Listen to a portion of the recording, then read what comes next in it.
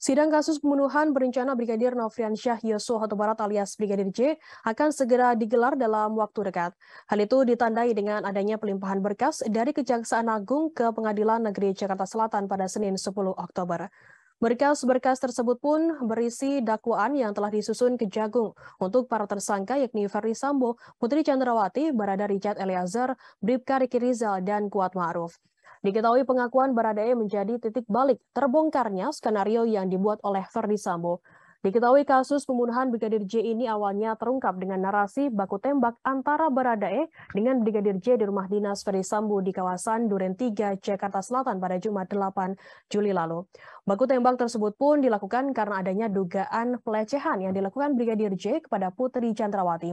Namun akhirnya skenario yang dibuat Ferdi Sambo tersebut terbongkar setelah Baradae membuat sebuah pengakuan.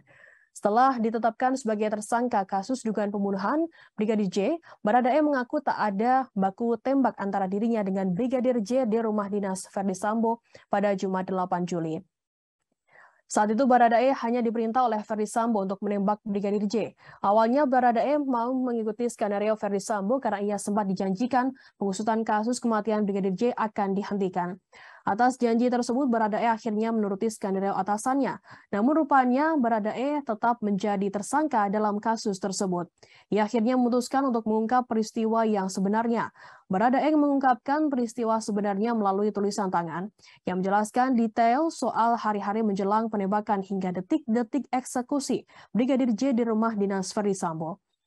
Dari pengakuan Baradae inilah akhirnya polisi bisa menetapkan dua tersangka lain, yakni Riki Rizal dan juga Kuat Ma'ruf.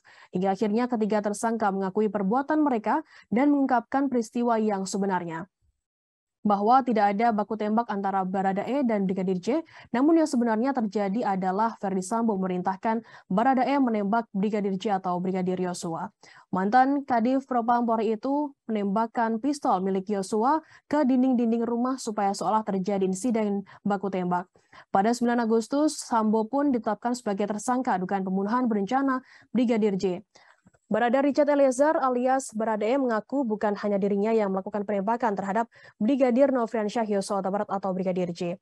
Irjen Ferdi Sambo ternyata juga menembak ajudannya tersebut. Ferdi Sambo disebut melepaskan tembakan sebanyak 2 kali.